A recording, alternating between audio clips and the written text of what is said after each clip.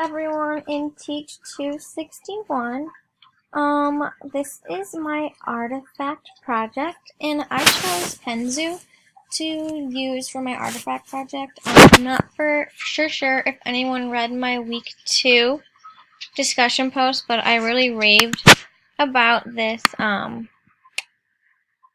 tool that we were able to play with on week 3. So, what Penzu is pretty much an online journal. Really easy to create an account on and really easy to get started. But so far, I created my own journal, which I'm about to log into for you guys. And one of the features that I like is the fact that you can lock your journal so no one can get into it in case your account gets hacked or something of that nature.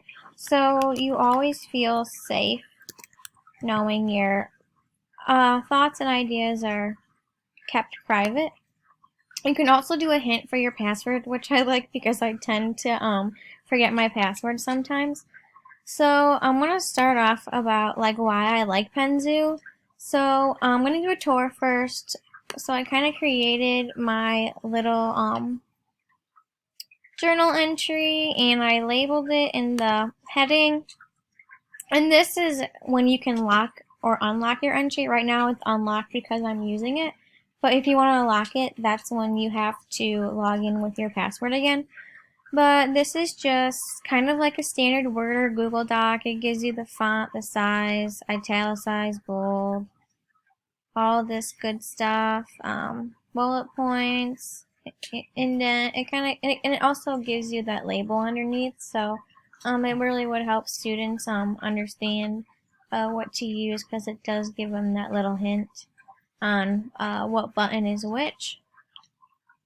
Also, if you go over here, it just gives you a list of all entries, and when you press it, it'll show you all of the entries that you've made. I would press it for you right now, but then I'd have to log back into my journal. So that is also nice. When you leave the page, you still have to log back in. So I have for my strength of Penzu, I said this is engaging. I mean, it's different from just handwriting. You can include pictures, different kinds of text formatting. If you want to buy the Pro, you get different colors for your background. Like right now, I have like the free version, which is like this wood color and the white background. But there's also like floral designs, pink, blue, like notepad, or like little dots that you can use for your pad color. But obviously I didn't go pro for this assignment, but I think it'd be cool to see if you could write a grant or get your administration on board to buy this for the whole school, because I mean it's pretty awesome instead of handwriting all the time. I also talk about the privacy. I said that a little before already, but this is a really private tool. Like, you need your password to get in, like for your account, and then you also need your password to get into your journal if you want to lock it up. And some students may like that sense of security, knowing that my account needs a password to get in instead of just a journal laying in my desk and anyone can open it at any time.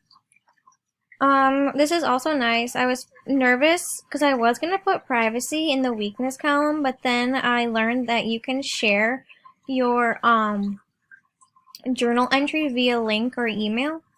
And once you lock this, it doesn't allow you to look at the link or email, but if you leave it open, it allows you to still look at that email or link that you sent.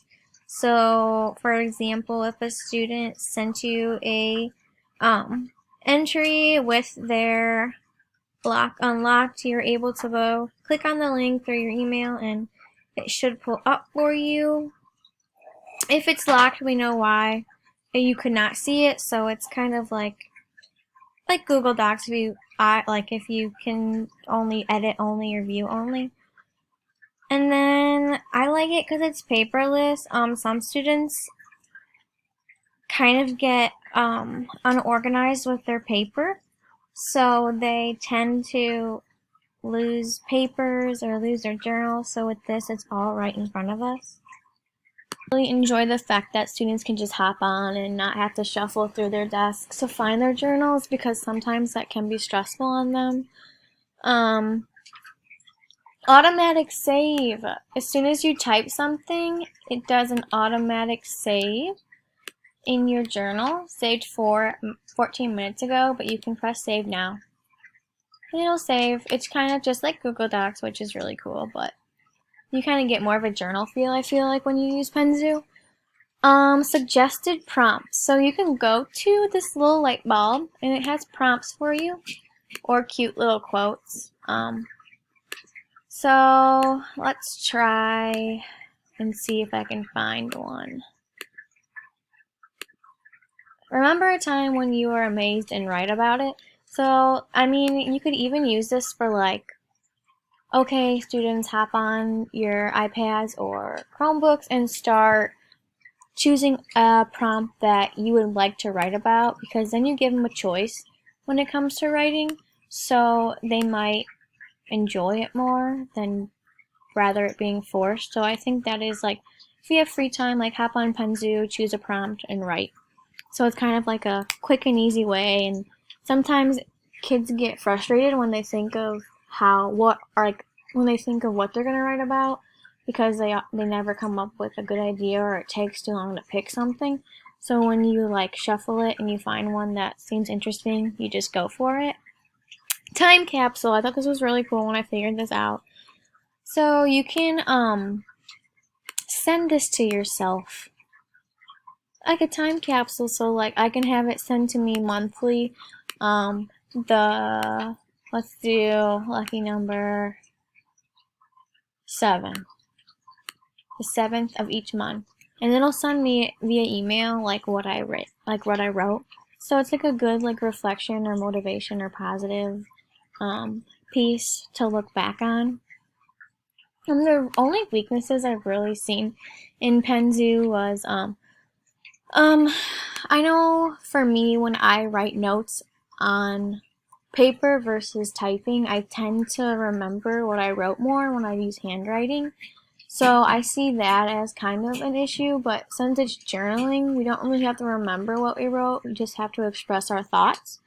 And online versus in person, I guess just making sure like students aren't using too much of the autocorrect spelling, because that's one thing I feel like teachers focus on in journaling is spelling, but most of the time you should just really focus on what the students are saying before you focus on like grammar and all the other technical things. So that was another weakness that I thought could be a problem, but I don't think those weaknesses are too much of a problem, because this is literally just like a journal but online. And then I wrote kind of how I can use this tool in my classroom. You can use this tool in many ways and for many different subjects. I reflected back to my Think Aloud, and I had my students answer their critical question in a journal. But when I was writing this lesson plan for my Think Aloud, I was thinking about pen and paper journal. But then I came across this tool. I'm like, oh my gosh, this would be a cool way for students to complete their question, and then they can send me the link and I can check it. Or like they can, so it's kind of like a formative assessment in a way. Instead of just pull out your journal, like, hey, pull out your, or hey, log on to Penzu, since we're doing an online reading, go on to Penzu, write your answer in your journal, and send it to me via link. So I think this tool is really good for when you want to use cross-cutting concepts in the classroom, because you can use this for anything. Like if you want to do a prompt for, what are they called? An exclamatory piece, or like you want to answer a question, or almost like an exit slip. So I feel like this is really good if you're cross-cutting concepts in the classroom, because most of the times when you're cross-cutting concepts, you can pull out like from different pieces, which I'll show you in a second. And I feel like this tool is a way for students to feel safe, because I feel like students feel secure when they state their thoughts and feelings in this journal. And I think this tool is beneficial because like you can even have students just be like, okay, hop on Penzu, send me 3 questions you have after learning this topic. So it really allows students to ask questions they may feel embarrassed about in front of their peers. So it's a good way to communicate almost with your students too. For my diverse learners, I said this tool meets the needs of diverse learners because it is a different mode rather than just handwriting with your hands. And I thought, hey, like maybe these diverse learners will feel more comfortable sharing their thoughts with me online in a locked journal instead of just leaving their journal out in their desk in front of their peers. Maybe that'll give them some sense of security to share more so I can build a relationship with them. But I also feel like this can be an easier way for students to share their ideas just because they have that keypad in front of them, which allows them to maybe spell easier or have a more or less frustrating time spelling. Not because of the autocorrect, just because like all the alphabet is like right in front of them, so they just have to type with their fingers. And this tool also allows students to work at their own pace and pick up where they left off just because of that auto save. And I feel like this designing their own journal allows them to be more creative, and maybe it makes them feel more comfortable and motivated to participate writing in their journal. But I feel like this tool is easily, like you can really operate this easily, and I feel like when it comes to diverse learners, like sometimes simplicity is one of the best things to do, and I think this is like one of the more simplistic tools.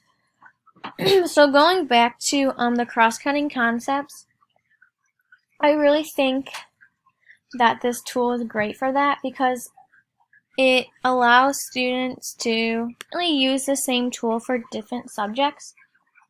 When we're talking about how this tool aligns with what we've learned about digital literacy, in Amplify on page 12 and 13, it talks about what tools do we have access to and how do they fit into our existing learning environment. Well, we might think to ourselves, okay, we have a laptop, but what can I use other than maybe Microsoft Word or Google Docs that's going to like motivate my students to write?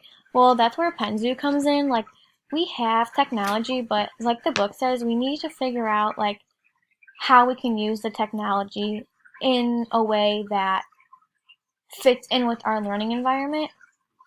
And it says that on page 12, it says, equipment constraints are our first concern. How can we use technology when we don't have any? The good news is that we have accomplished a lot with only a few devices, or sometimes maybe just one. So when they're saying sometimes maybe just a few, or maybe just one, like, you can have students go in groups and switch around. So like if you had like a reading workshop or a writing workshop, this would be a great way to incorporate that if you only had a few devices to use. So going on to page 13, they talk about how the computer initiates the idea of mobile learning and opens the classroom to the world. So using a computer, I feel like, allows students to get the feel for what they're going to need to do on a computer. So that's why I think Penzu, starting off using this digital writing tool, I feel like it's going to like prepare students for what they're going to have to learn on a computer. So kind of just getting them comfortable or like introduced to the computer. I feel like this does a really good job of that. So going back to the cross-cutting concepts, when I said I was going to mention my question in a second. So I'm going to my essential question that I had in my Think Aloud. If it loads, bear with me. And here it is. Oh, you can also dim the prompts to go away. So like I said, I wanted to cross-cut and kind of appropriate like or show use Penzu as like type of a formative assessment. So, like when I talked about my critical question and having students answering that in my think aloud and kind of thinking like a written journal, but then I'm like, oh, let's use Penzu. So I wrote my critical question down. What are the similarities and